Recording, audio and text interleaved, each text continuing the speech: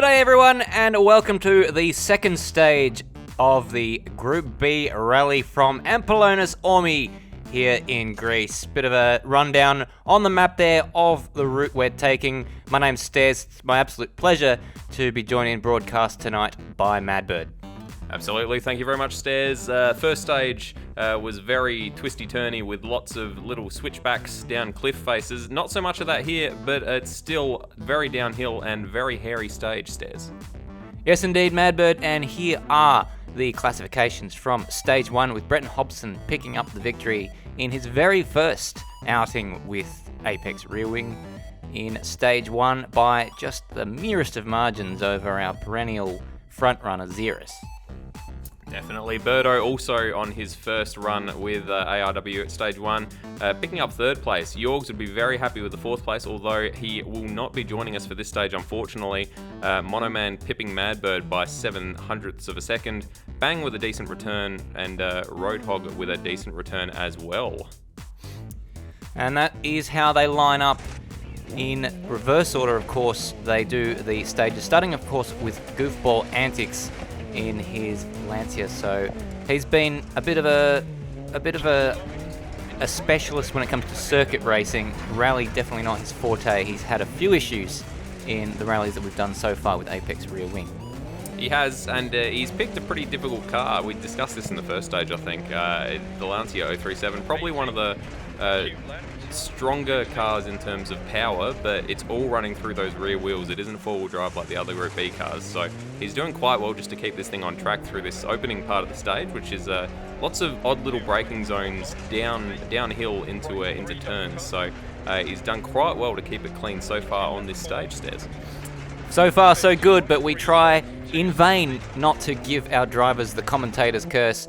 But Goofball Antics is renowned for liking to give himself a disadvantage, or a challenge is probably the better term for it. Those of you following along with our DRM championship would know that he's doing incredibly well in an underpowered BMW 320 and has chosen similar challenges for himself in other series that we have done here in Apex Rear Wing. Yeah, that Alpha in the Group A season that we did was an absolute pig by all accounts, and had no power and not very good at turning. But he's managed to drag that thing to a win somehow, which shows he can really gel with cars that shouldn't really be used and should probably be on the scrap heap, to be 100% honest with you. But not the case with the 037, which is a beautiful car, but regardless, doing very well, coming up to the halfway split here, 2.4 kilometers into this stage, as he's coming across the line right about now with a 149.42 across the sector split. So nothing to compare it to yet. We've got Foley as the next runner on the stage, so he'll be our first opportunity to benchmark Goofball. And here is Foley in the same car as Madbird, and as Goofball Antics. Madbird is my offsider, who will also be competing in this stage tonight. So Brenton Foley, if anyone has been watching along with our live streams in the Caterhams and the DRMs, will know that Foley likes a sideways car, so this should be right up his alley. Definitely, it actually looks a little bit like a Capri, the 037, so definitely not alien to Foley is this car, and rear-wheel drive beast from the 80s. So there's some parallels to be drawn there, and you're completely right. He flings that thing into the corners on circuits.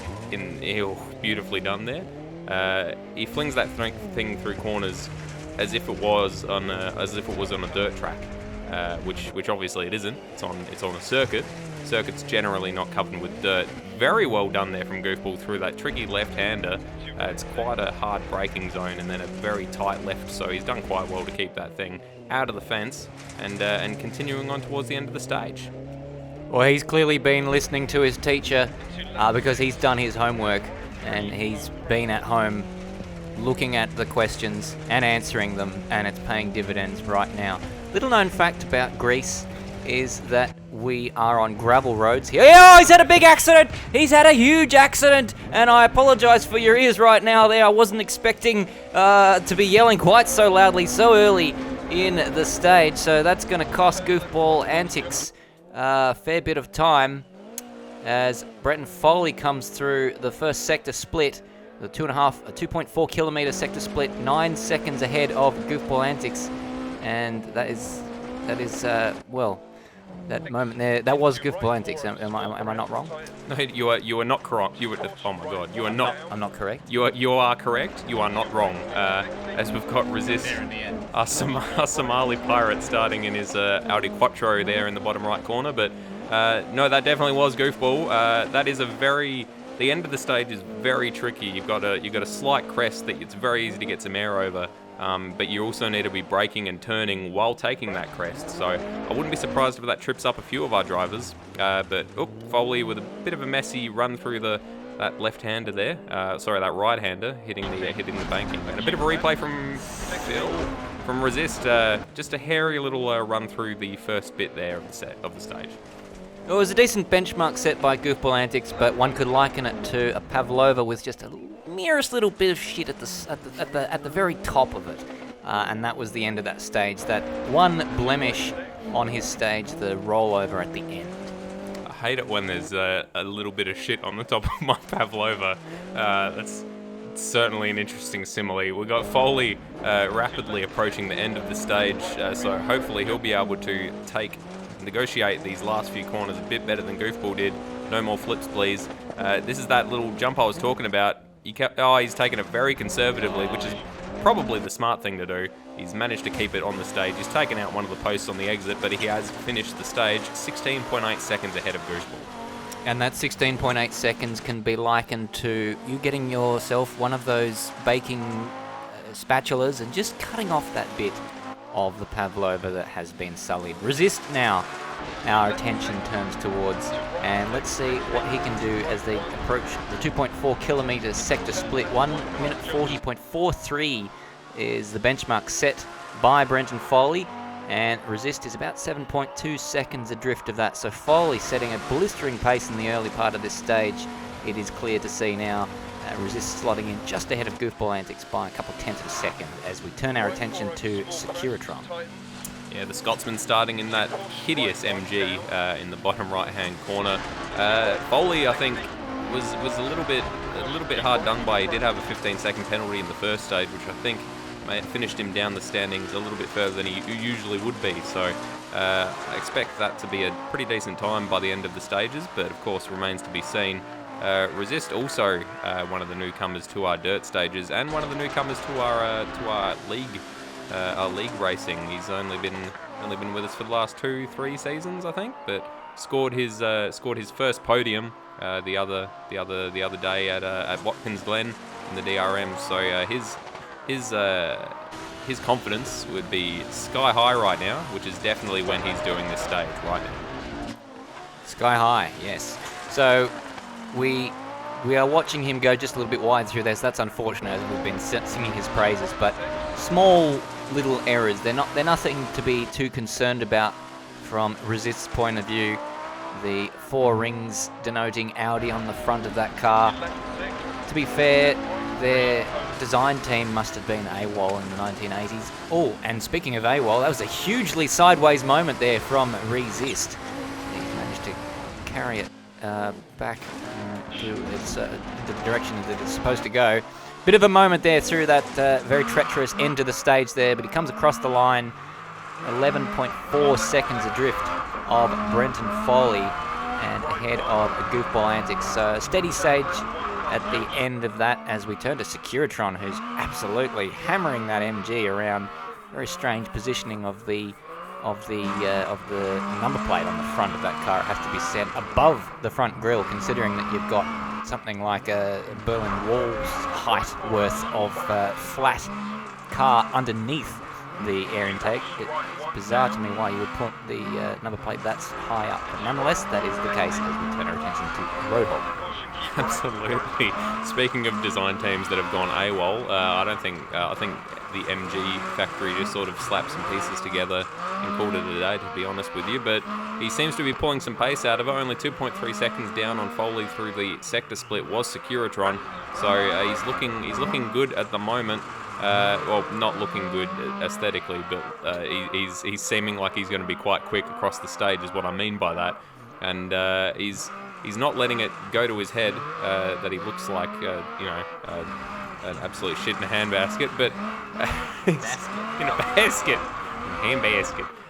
It seems to me, sorry to butt in there, but it seems to me as though he's chosen the car based on the colours that match the colours of his flag. He is very patriotic, is Securitron. He's a proud Scot, and he's going to hope that he gets off this stage scot-free, as it were. Let's not let that one land. Computer vision all over this car. It didn't land. No, computer vision not something they used when they were doing their computer animated drafting of this car. Clearly lost a lot of speed there on this run down to the last couple of corners. Got a little bit sideways and hit a bush or two. He's coming across the line now. He's not going to be first fastest, but he's going to be second fastest. 8.3 seconds down on Foley, as we've got Road Hog in the sole Opal Manta of the championship. Well, will Road Hog be the man to beat after this round? Time will tell. 1 minute 40 into the stage. We'll have the comparison with Foley. It's not going to be faster than him, but it's not going to be too far away. 2.4 seconds, and you can see that Securitron had a very good start to his stage when compared to that of Foley and Road Hog. So half a second splitting Road Hog and Securitron at the 2.4 kilometre split. And if he has a cleaner end of the stage, he should quite comfortably slot into second place. Seems that Foley had a very, very strong end to his stage as well. Bang Bang now. Bang Bagnason, the Norwegian, I believe that flag is. Actually, no, Icelandic, actually. I may well be wrong or right on both of those fronts. By definition, you can only be right on one of those fronts, and that was the Norwegian front that you happened to be correct on. Shouldn't have changed mine. No, you should have. You hedged. You didn't need to. Incidentally, for those playing home, the Icelandic flag, I believe, is the colours reversed. Absolutely does. It's got red on the middle and blue on the outside. But turning our attention to another flag, which is an absolute shit show, the Nepalese flag here for Road Hog. The only country that opted for something other than a nice plain, rectangle. Designed by someone, I believe, who was suffering acutely from altitude sickness at the time of its design. It seems like perhaps they are also the ones that designed the MG Metro. Shooting towards these last couple of corners across this little jump. He takes a little bit more pace, but he's a little bit hairier, but he's managed to bring it home in first place by 0.8 of a second. That is bloody close to the top there, Stairs. It's ironic that it's a little bit more hairy because he's shaved a little bit of time off of that final sector to, well, probably more than a little bit, actually, quite a lot in order to finish ahead of Brenton Foley. I don't think that landed. But anyway, that was a fantastic one, and Road Hog is indeed the man to beat. He is. Now turn our attention to Bagnason in the Lancia S4 Delta Integrale, I believe. 130. Oh, shit!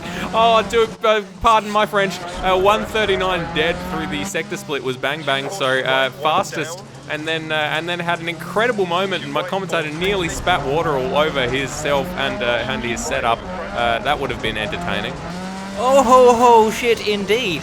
As we turn our attention to Bang Bang's compatriot Madbird, who is also competing in this stage, and whose car I neglected to notice what was. It's a Ford RS200. Oh, there you go. So, well, let's not talk about that for a little while because we're focused on Bang now, and if I'm not mistaken, he's coming up to the 2.4 kilometre split in a short matter of seconds, and he's already been through it.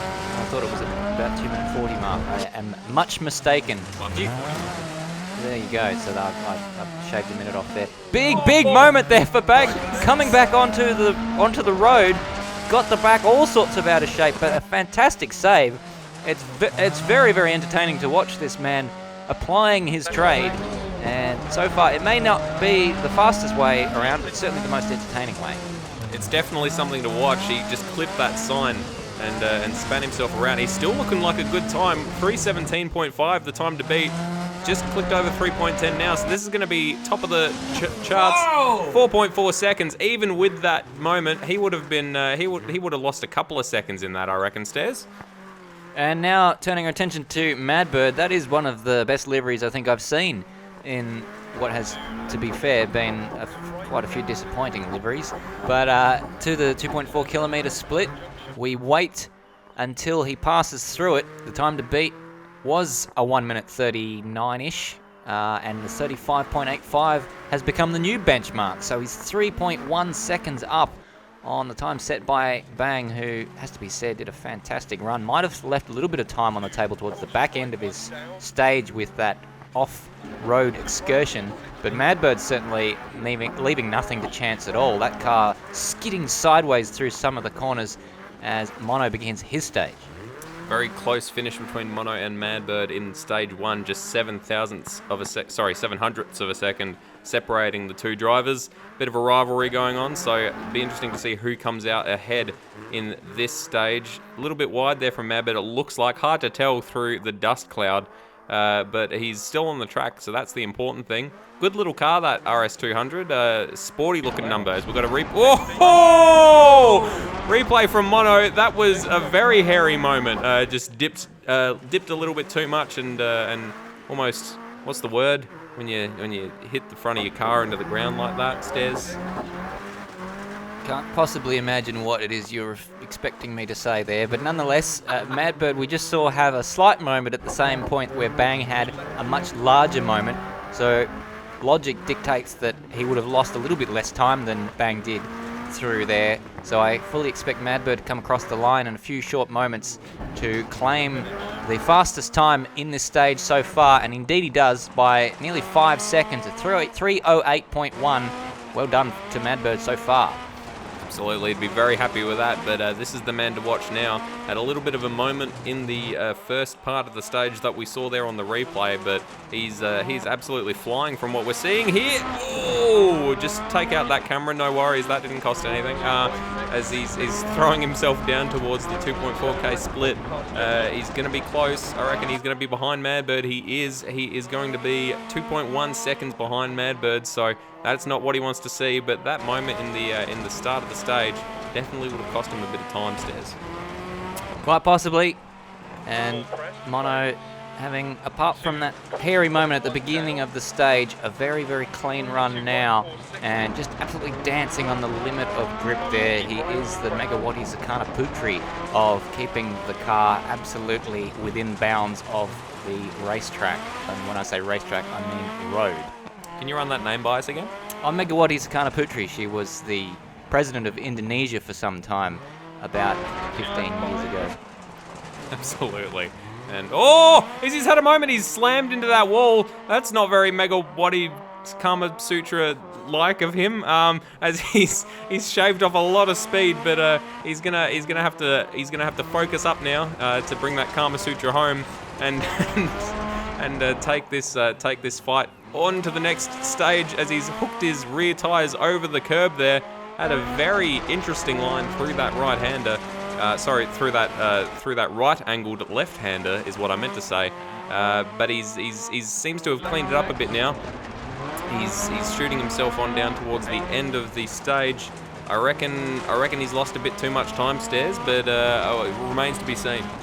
Yeah, well, he's only got 5 seconds or so in hand in order to get across the line before Madbird, and he misses out by half a second. That is mighty, mighty close. He was pushing ever so hard, was Mono Man, but it just wasn't quite enough. So it goes to show just how strong that time was from Madbird, but he'll certainly come under some pressure from Berto now, who we turn our attention to. Berto doing a fantastic job currently in the DRM Championship. And, well, no spoilers, but he is proving to be quite a quick force in that Porsche 935 Turbo when he is not taken out at the start. But now he's driving a Lancia, and that certainly is a very, very different challenge. So far, we haven't seen too many big errors from him. And let's see if timing screen... Well, I didn't see the 1.4 kilometre sector split, 2.4 kilometre sector split, I beg your pardon. Do you know what it was? I think it was about 3.5 seconds down on Madbird's time, so he's not having any big moments, but he's also not being particularly quick by the looks of it, which he had an absolutely blistering stage in the first stage that I can't even remember the name of it, to be honest with you. Ipsona Daxos or something, I believe. And of course, It's like a sorority. in all of this, we've missed Ziras, the main man in the Peugeot, beginning his stage in the bottom right corner. Probably one of the only times he's started not last on track because as we said earlier, Brenton Hobson managed to hit him at the post for the win at stage 1. So Ziras, bit unfamiliar ground here, not starting last. Which would be, I'm sure, if track clearing was a thing in Dirt Rally, he would be very happy about that. But unfortunately, it isn't, so he probably doesn't care much either way or the other. Still second last, so it doesn't make the huge amount of difference. Berto's now coming across that very treacherous crest there, and as I brought your attention to it, he spins around and loses a good 4 or 5 seconds, I reckon, there. He would have been much closer to the top of the timing sheets were it not for that big moment. I don't know if we'll get a replay. That doesn't look like we will, but that was a very big moment for Berto. He slots into 4th place behind Bang. Could have been on for a podium position without that, though. Absolutely. That was, he ended up, how many seconds behind did you say? I didn't see it, that's why I didn't say so. Oh, my bad. But regardless, as you say, definitely lost a couple of seconds there. Speaking of losing a couple of seconds, this man will be losing them in the sense that he will be coming up short in the seconds. This sentence has reached a logical conclusion that I can't find, but Ziras is going incredibly quick is the driving point of my sentence. Well, Madbird may well be losing second if Ziras gets up ahead of him, and then Hobbo goes faster than Ziras, because that would mean that Madbird wouldn't be second anymore. He'd drop to 3rd.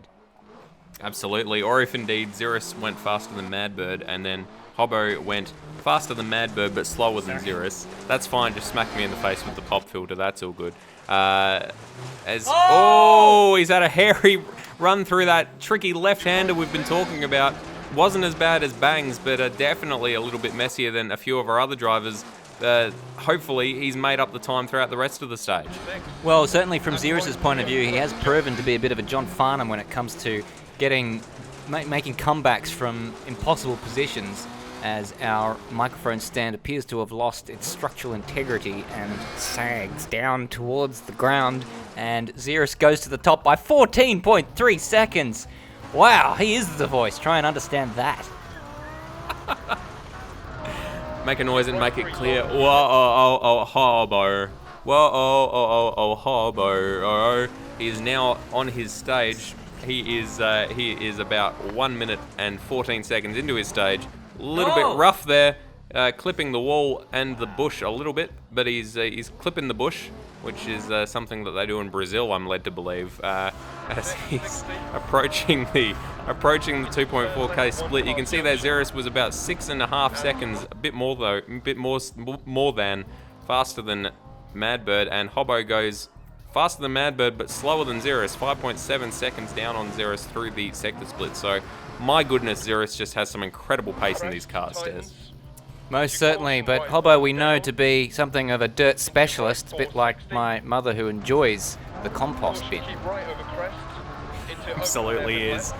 Does some incredible things in sprint cars, in iRacing, I believe the video game that he plays is, and also modifieds or something. I can't remember what the actual type of car is, but modified is in the name, and they look like the back's fallen off. But he's incredibly quick in them. Of course, those things are usually just going around in a circle, whereas there is quite a lot more different corners here at in the Greece stage. Yeah, and speaking of those corners, he seems to have a penchant for cutting them. He certainly likes to go up on two wheels on the inside of the corner we just saw being not a good example of the point that I was trying to make there. In fact, that is a corner that's troubled quite a few of our runners so far, and most of them going wide, but he didn't have too many problems going on, maybe a little bit wide of the ideal racing line, but not off the road itself, which will probably serve him in good stead as we come across the final treacherous curb. And when I say curb, I mean crest, obviously, to the line, and 11 seconds adrift. My goodness, what a time from Xerus in that Peugeot 205. Unbelievably quick. He takes the victory from Brenton Hobson by 11.02 seconds. Madbird in 3rd place getting up ahead of Mono Man. Bang's changed his citizenship in the interim since the beginning of the stage, and he slots into 5th place, and Berto behind him in 6th. A very close gaggle of cars there before we go down to 7th and beyond.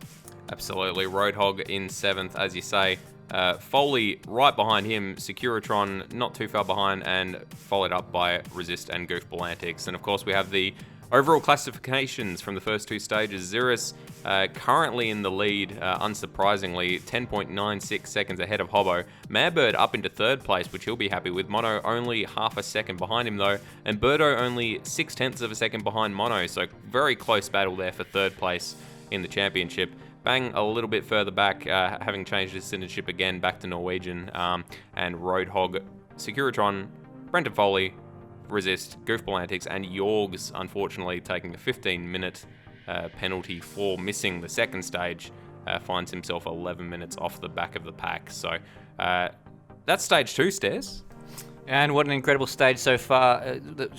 So far it's all finished. But certainly the entire rally with Ziras now 10 seconds ahead of Bretton Hobson. It set us up for a final stage, which will be very, very exciting indeed. And it'll be interesting to see who comes out ahead for that final spot on the overall podium with Madbird, Mono, and Berto after 5.5 minutes of racing, separated by less than a second. That is a tasty one. Absolutely is. And I mean, don't discount, it's treacherous around Greece, lots of cliffs. Hobbo or Ziras could easily DNF in the final stage, or go off the track and have a 15-second penalty, which would promote Madbird up onto the top step of the podium. I wish. But we'll see you at stage 3 at, I looked it up, it's Ipsona Tudaisos is the last stage, Stairs, which you are correct, does sound a little bit like a sorority. There we go, but no women. So thank you very much indeed for watching. We'll be back for stage 3 to take notice though of our DRM championship, which continues on Wednesdays for another 5 weeks, and we can't wait to see all of the action unfold in the coming months. My name's Stairs. I've been Madbird. Bye for now. See ya.